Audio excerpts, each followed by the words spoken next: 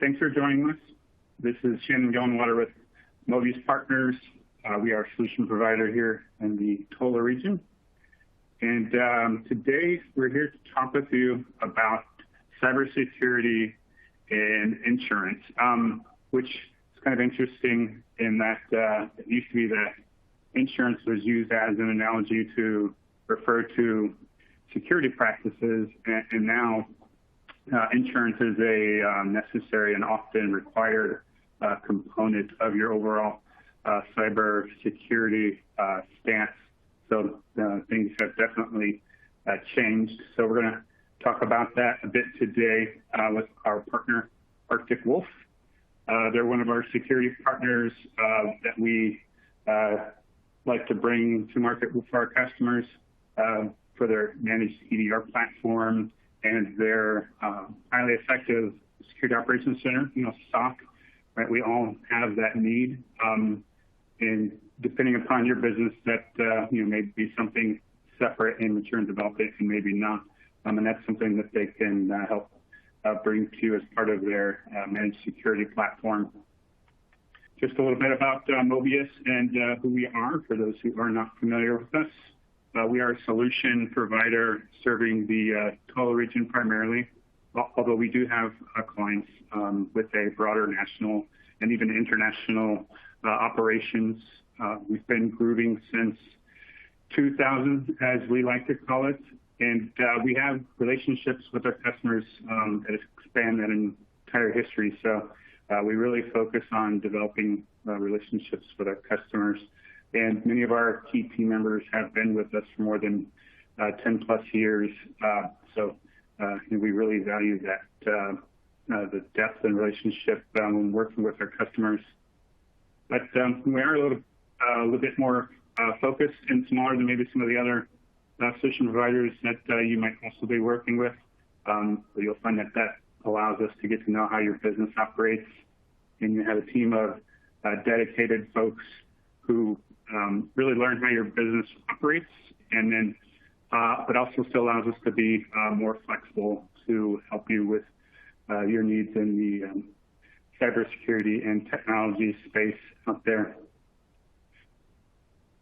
So the areas of focus that Mobius works with our customers on tends to be around the digital platforms, digital workspace. So obviously supporting the more dynamic remote work from home type of environment that obviously is what we're dealing with a lot these days. And then as well, DevOps and observability to monitor and manage your technology portfolio. And of course, you need to have a cloud strategy of some kind that also combines with your data center footprint to support all that, which we can help you with as well. And then we wrap that up with security, of course, because everything has to involve security at all the layers, and then consulting and managed services to help you manage your environment as well.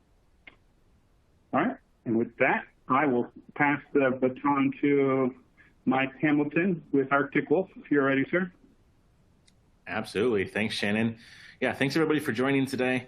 My name is Mike Hamilton. I'm a sales engineering manager here at Arctic Wolf, like Shannon kind of kicked things off with. So I'll be running through the security trends and cyber insurance and all the rest of the webinar here. So thank you for attending.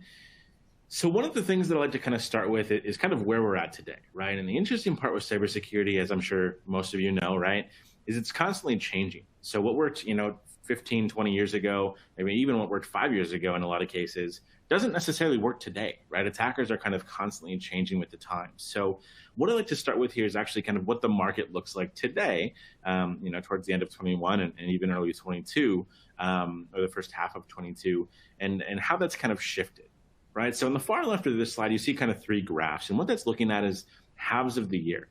In particular, the second half of 2020 and both halves of 21.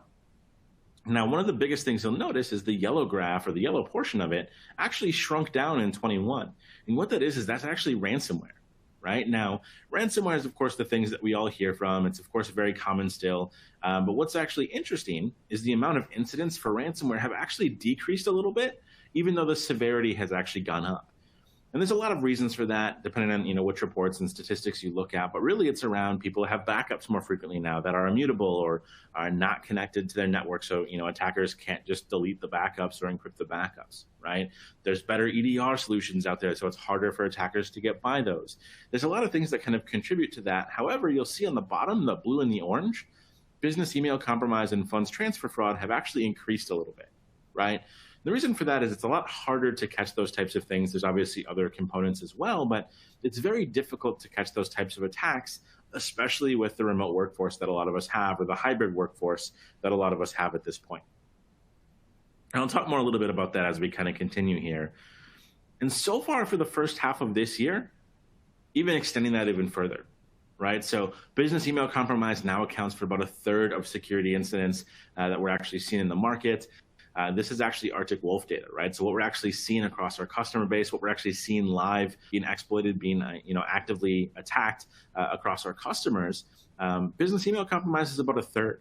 And just to level set with everybody here, just because obviously there's probably some varying knowledge levels, that means taking over somebody's or hijacking somebody's email, right? So you're acting as that person. You're not using a fake email or something like that. You're using a legitimate employee's email address.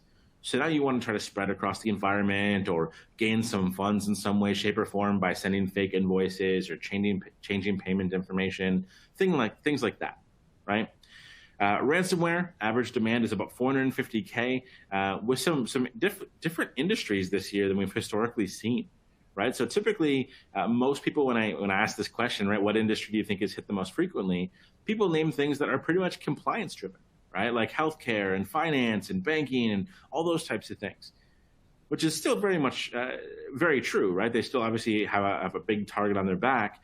But what we've actually seen a shift in, as you see in that bottom graphic, is technology companies, shipping companies, manufacturing companies are now becoming the target. And what we've noticed is obviously those are the typical verticals that tend to not have the security staff, that tend to not have the security investments, right? Because historically they haven't been targeted. So attackers have figured this out now, and they're starting to hit them more and more frequently. Obviously, downtime for, say, a manufacturer can be very, very costly, right? If they shut down the lines and stuff like that, they want to get through that as quick as possible from a business perspective. And then the last bullet point there, over 80% of the incidents in 22 so far have been tied to vulnerabilities or remote access tools. Now, obviously, Exchange being one of the biggest culprits that I'm sure a lot of us have heard of, 0 day after 0 day. Right, so we've seen a lot of them. There's actually more that are tied to Windows that were just announced yesterday, Windows Server, that is. So there's kind of been a back-to-back number of 0 days this year that we're actively seeing exploited as well, and same thing goes with the statistics that we're seeing here. Now, why does this matter, right? So a lot of the times, one of the questions that I get here is, hey, you're telling me all these stats, you're trying to scare me, like what's going on? That's not true at all, right? The stats that I just went through are used by multiple different people for multiple different goals. And the first one I like to talk about is insurance companies, right? Obviously, one of the big topics of this webinar. You can absolutely bet that they're using this type of information. In fact, some of that data that I shared came from insurance companies or cyber insurance providers as well. And if you think about it, they're trying to cover themselves as well as their customers, right? They want to decrease their risk, which of course also decreases their customer risk. So they're trying to figure out what attackers are doing, how they're doing it, how to prevent those things, or at least mitigate the chances of those things from happening.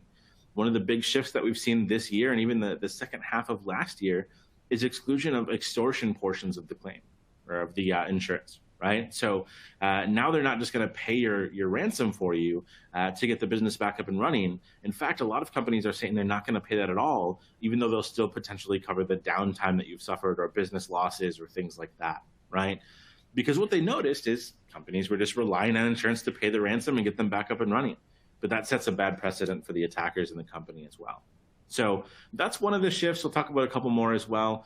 The second one is attackers absolutely use this data. They absolutely communicate back and forth on the dark web and stuff like that about what's working, what's not, how they got into companies, selling credentials, as we saw with Uber, right? Somebody was able to get somebody's credentials through phishing, sold them on the dark web, and somebody else used them to actually run the attack itself, right? So they're constantly kind of updating their methods and changing things with the times. And lastly is organizations do and should use this data to build their security program out, right? And that's really where Arctic Wolf and the Mobius team can come in, is helping you figure out what you need to protect against and how to protect against it. So one of the big mistakes that I see a lot of people that I talk to kind of fall in is, somebody gets hit with ransomware, right? And you spend all hands on deck for likely weeks to work through that event and get back up and running and get everything back to normal, whether it's rebuilding servers or whatever else. And then you focus all of your time on how do you prevent this one thing from happening again. So in this case, ransomware, right? So you buy maybe a new EDR, maybe you buy a new backup solution, maybe you buy all these things, right? But you kind of forget about the whole picture of the rest of security. How do you protect against the number one vector right now of business email compromise? Or how do you protect yourself against even phishing or things like that outside of malware or ransomware, right? There's a lot of things that can happen outside of the endpoint, for example. So we kind of lose sight of everything else going on because we kind of get that laser focus on solving that one problem. And that's not just with obviously security, that's in all of IT, that's with even other industries as well, right? Is you try to solve the problem, this is what we do as humans, right? So we have to kind of think about the entire big picture and focus on risk overall.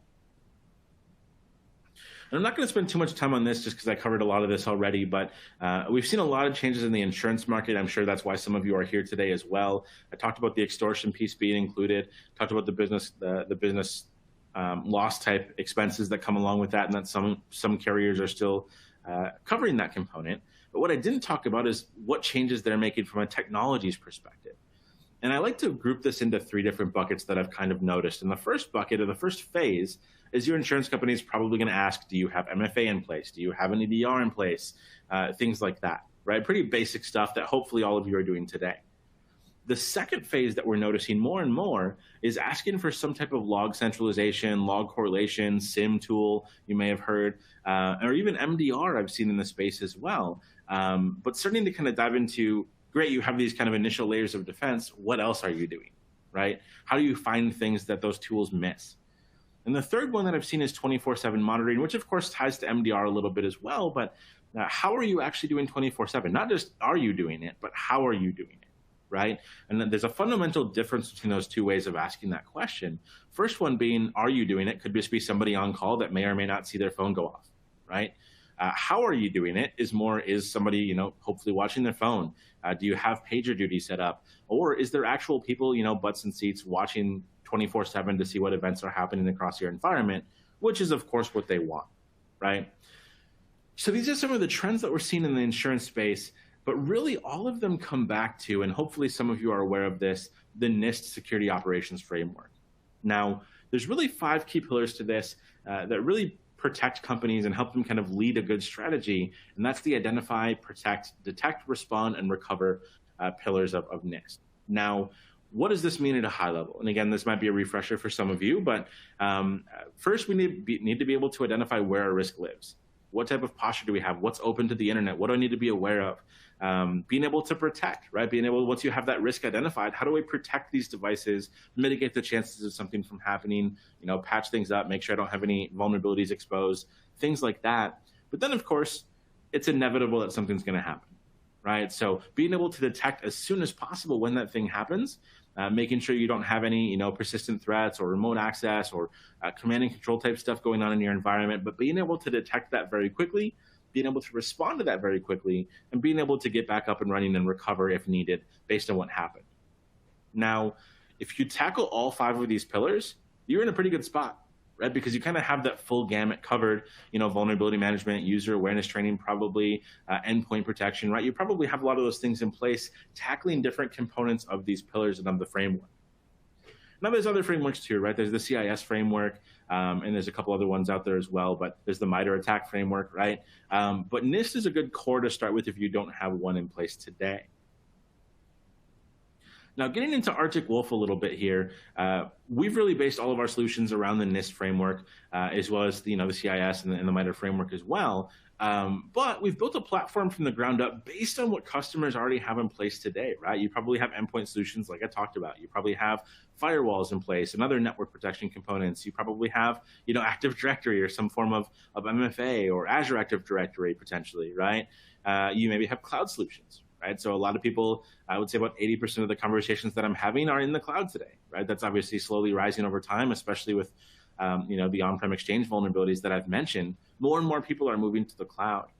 And then, of course, the last piece on the far right there is the human components, right? Your actual employees, which are, of course, as we all know, the biggest risk we have today, right? So it's not the tools that we have, it's not the gaps that we have in our IT environment, it's our humans that are bypassing those controls and those things that we put in place.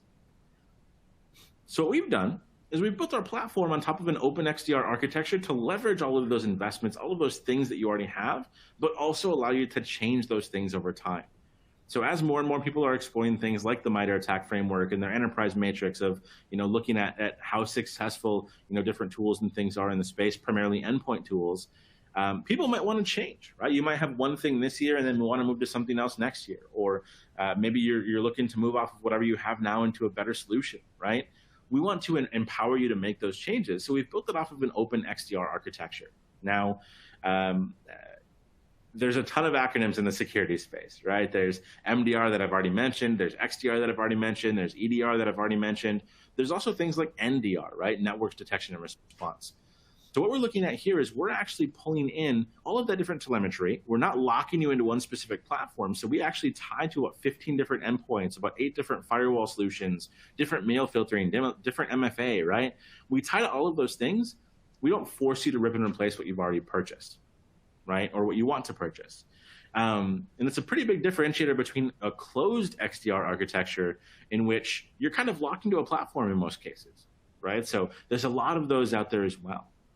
So giving you that flexibility to move, pulling all of that into our platform where a number of things happen, like we're pulling in multiple threat feeds, about 7 different threat intelligence feeds from different leading sources.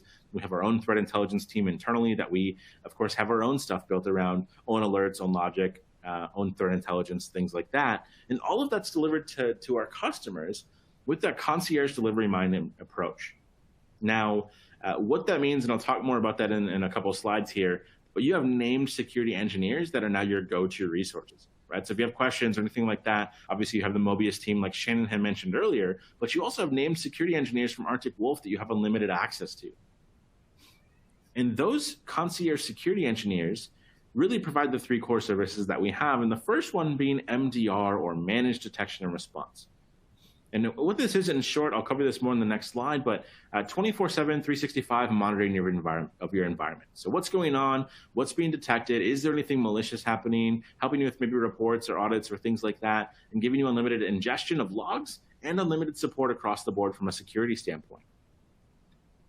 The second one, getting us a bit more proactive, right? How do we identify and protect our risk? That's going to be our managed risk platform. So think of it like vulnerability scanning, right? Where are gaps? What do we need to fix? What patches do we need to deploy? What type of risk do we have exposed to the internet or even internally that would allow an attacker to maybe move around or gain different privileges and things like that? And the last one, being able to train our users, right? To handle that, the human component of our environment with user awareness training that's fully managed by our team. So you don't need to like set up campaigns or piece together phishing emails or tests. We're doing all of that for you automatically, and in a lot of cases, automatically importing your users for you, so you don't even have to do that, right? It's all automated from that perspective. Now, the first one that I wanted to talk about is our Managed Detection and Response platform. Right, so I kind of mentioned at a high level what this is, but there's a couple key pieces that I wanted to cover here. The first one being that top right corner of the hexagon, broad visibility. I talked about this a little bit on the last slide, but we're watching endpoints, we're watching network, we're watching cloud, we're watching identity, we're watching all the different components of your environment collectively. And that's critical, right? So based on all of the industry knowledge, all the threat intelligence out there, all the different reports that are out there, our own knowledge, right, our own data that we've collected, about 15% of incidents are detected on the endpoint first. Right?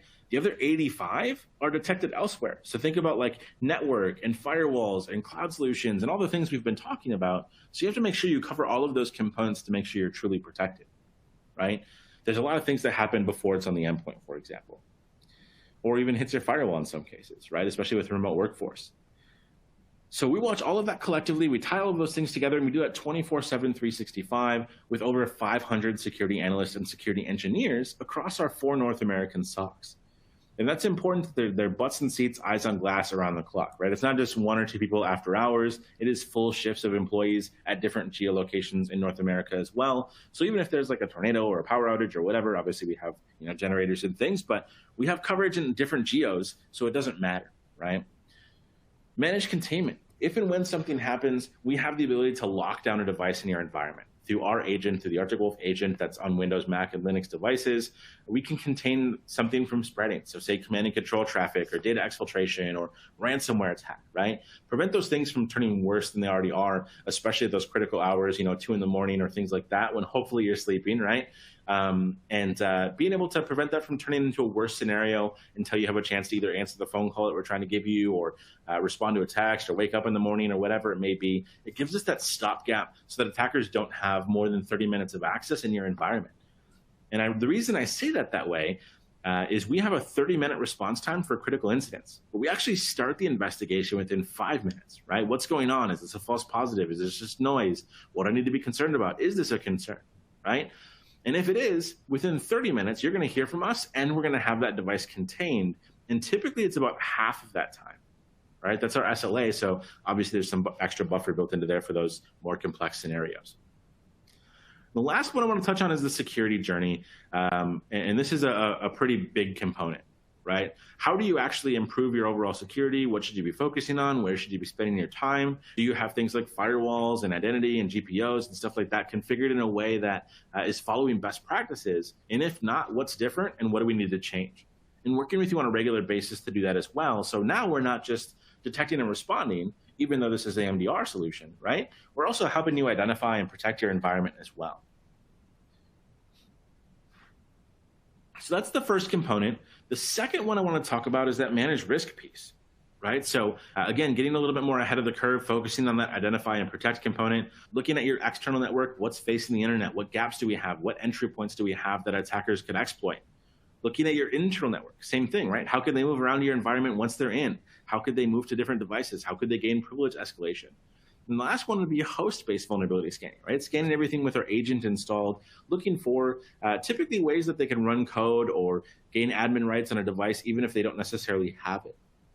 So helping you identify these areas of risk, navigate them, figure out where you should be spending your time, and come up with a plan to patch those things in a way that makes sense, while also notifying you for new 0 days, like the one I mentioned earlier with the Windows Server vulnerabilities and that we're seeing exploited in the wild as well.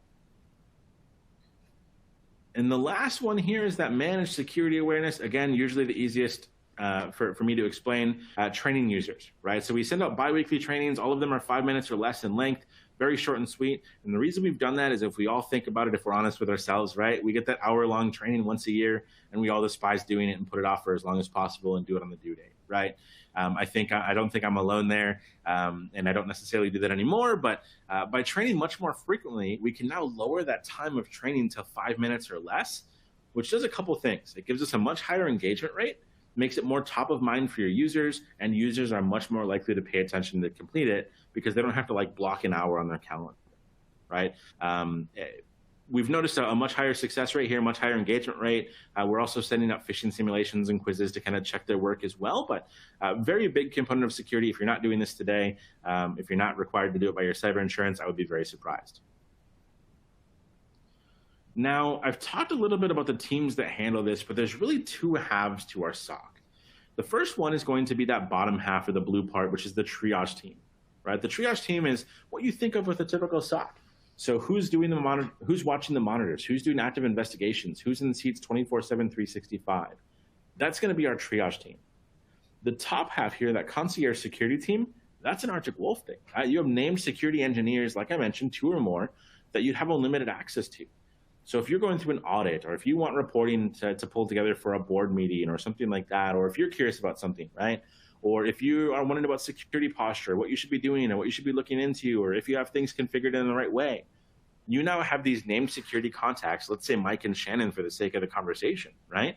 And you can now call up, they're gonna know you by name, they're gonna know what your environment looks like, they're gonna know what you're looking for, and you don't have to spend 15 minutes in a phone tree or going through different transfers to get to the right department. You know who you're talking to, and they're available to you from 8 to 5 in your time zone on an unlimited basis.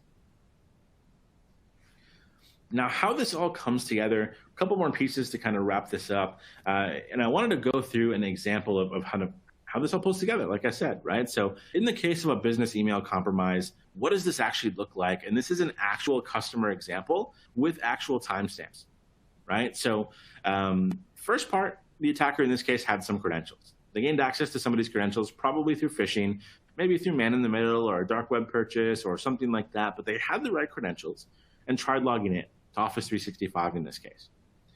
The next step is they got hit with MFA, right? Customers using Duo, but that doesn't really matter, right? It could be Duo or Okta or Microsoft or any other solution really out there. But we have that kind of second step to hopefully prevent or mitigate these things from happening, right? And MFA is pretty successful at doing that. But in this case, the user wasn't paying attention and hit, yes, that's me trying to log in. So what happens? Well, the attacker logs in, right? Now, the interesting part here, and the part that I like to explain, is nothing for the most part would have triggered on this. Because if you think about it, they had the right credentials. Attackers are most of the time on some type of local VPN because most people have geolocations blocked. Some people have, anything outside of the US blocked. Some people have, specific states blocked. So attackers are leveraging VPN to trick those tools, right? The second part here is the user hit, yes, that's me. Now, in this case, it was not a push bomb, but push bombing is a very successful strategy. And in fact, that's actually part of what was used in the Uber breach as well, meaning that the attacker continuously logs in and hoping that eventually the user gets frustrated and annoyed, right? Now, in this case, they logged in successfully, nothing triggered off of it. But the second part here is where stuff started to look suspicious. We started to see things like the attacker poking around, looking at calendar invites and inboxes and setting up mail forwarding rules and poking around for things that didn't make sense, which is exactly what triggered our alert, right? So 1:16, the action happened. 1:16, our alert fired. 1:18, 2 minutes later, our team was already doing that investigation, right? Like I mentioned, within 5 minutes. Since that happened so quickly, the attacker wasn't done yet, right? They started to upload PDFs to OneDrive that had malicious hyperlinks in them to start spreading their grasp, right? They don't just want to stick with one person. They want to spread. They want to get more important people. They want to get somebody with more permissions, which is exactly what they started to try to do, except for they were hit by our team calling the customer, right? 3 minutes after they uploaded that first PDF, our triage team called the customer, said, hey, here's what's going on. We need to disable this account and or reset this password right away to prevent this attacker from going any further. And the customer answered and they were able to do that. Now, I intentionally say phone call. This can all be customized as well, but phone call, text message, email, those things can all be tweaked by you based on severity or system or who it's tied to, and is critical when it comes to a time component. Because if you text me, I might see it. If you email me, I might see it, right? But if you call me 2 or 3 times back to back, sometimes just once, I'm probably going to see it and answer, right? Because human nature, we know something's up. Now, this is where a lot of incident response processes stop. But there's one critical piece that a lot of them leave out, and that is, how do we learn from this, right? And that's where your concierge security team comes in. They're going to work with you on what users might have clicked on this link. Did we delete all signs of the PDF that was uploaded? What other rules or things can we tweak or modify to prevent or mitigate this from happening again? And all those types of things, your CST is going to help with that.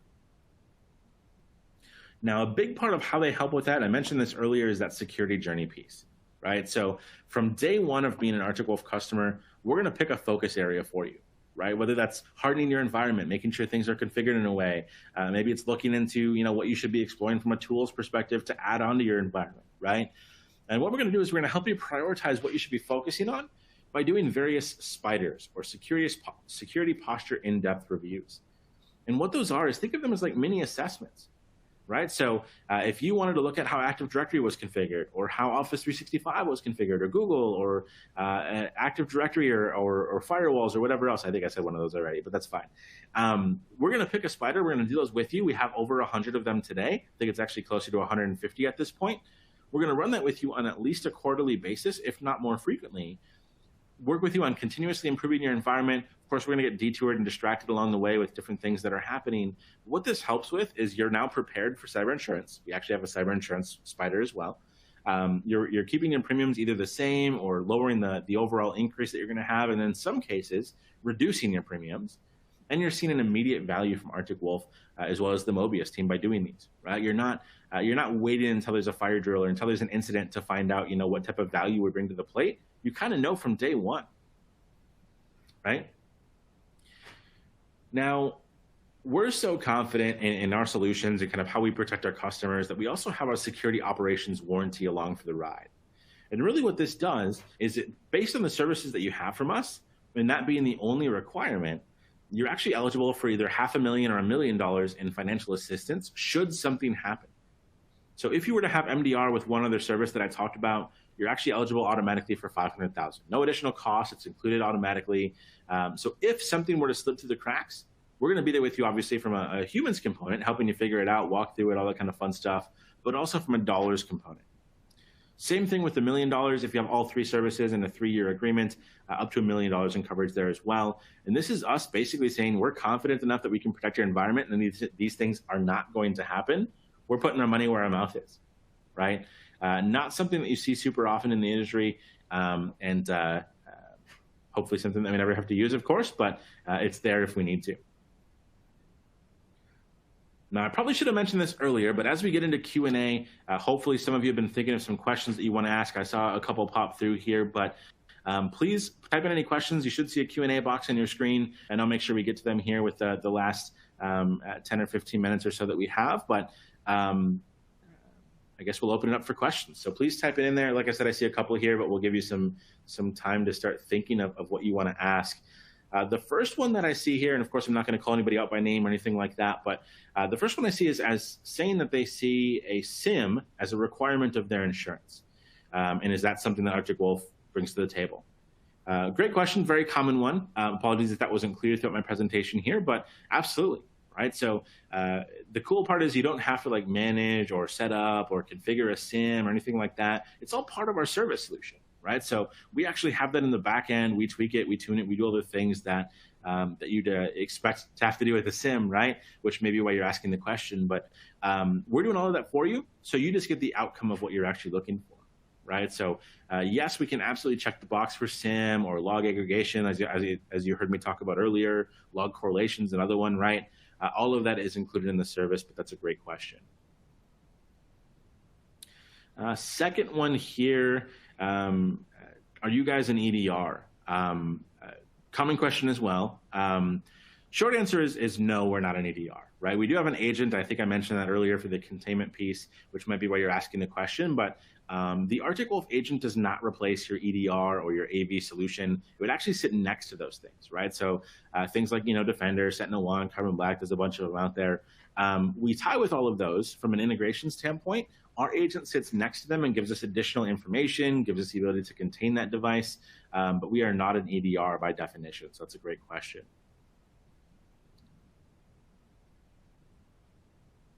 That's all I'm seeing pop in. Shannon, anything you're seeing on your side that I'm missing? I do not. That's because you did such an awesome job. I like that. Shannon and I and the teams here at Mobius and Arctic Wolf are more than happy to set up a one-on-one conversation with you. Obviously, scratch the surface here. Hopefully, give you some good educating content on kind of the state of the market and what we're seeing today. But again, more than happy to set up a one-on-one conversation. But thank you all for attending. These are super fun for Shannon and myself to run through and be able to educate a group of you together. So thank you for joining. And Shannon, I'll let you wrap it up on your side as well. Thanks, Mike, and thanks for everybody who joined us, and you enjoy the rest of your week.